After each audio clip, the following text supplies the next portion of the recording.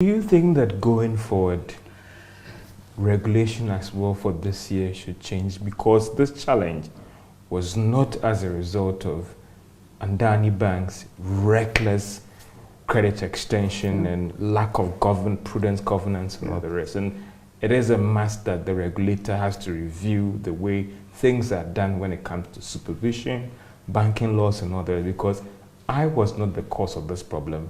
It is the biggest creditor that has brought this challenge onto all of us. Yes, so the issue is not banking supervision. Banking supervision helped to resolve the banks how many years ago? 3 or 4 years ago? Yeah, that's what it did. That was his job. How could the supervisor get up one day and say that our best rated paper, which is sovereign paper, is going to be non-performing? Well, we did actually see the international rating agencies who had, if we say, the global standard and compass to do it, actually do it, and we saw it coming. So why didn't you take the right measures to halt it before it got to where we are? So it's always about us having an adult conversation and saying, how did we get it so wrong? What can we do to fix it? And fix it. Just not talk about it, fix it.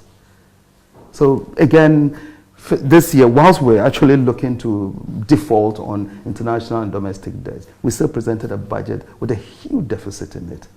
Think about it. Are we, would you do that?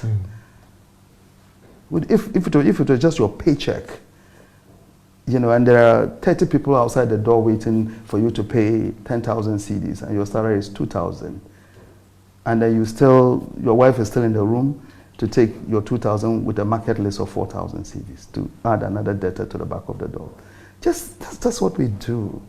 And I'm saying, let's stop it. We don't need any young chap who hasn't done 5 years in banking as part of an IMF team to come and tell us this.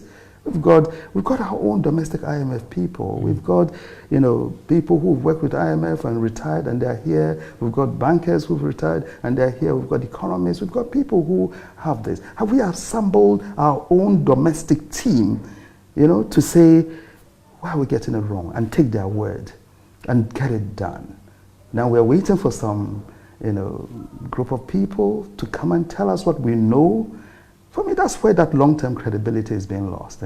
That's where the entire credibility of this country. But if the external market, the capital market, our external partners saw that we have assembled a credible domestic team to deal with this. Look at the optics. If the President, John Mahama, and President Akufo-Addo were sitting, with 2 top economists having a conversation about, because this is not about a 4-year event. It's about the life of this country.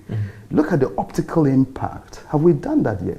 Have we actually put your Polacos, have you put all your the former workers at the World Bank together to say, in open, to debate it? People like us, as I said, we've dealt with. Do you think that we should be doing that now? We should be doing that now. We should domestic have done that. Engagement. It's not too late, some will say. No, it's not. Let's put together our own domestic IMF team. Probably higher caliber team before somebody else comes to tell us that. It's for people like us who work very closely with these international organizations and know the caliber of people who come in.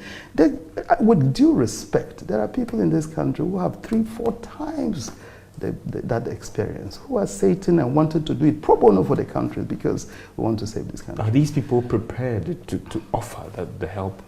Because some are How much are you paying me for this conversation? Nothing. Nothing. I'm doing it for the love of my country. I'm doing it because I need a critical industry to get credibility. I need it so that my customers will know that their business was being looked after very properly by banks. That's why I'm doing it. It's good.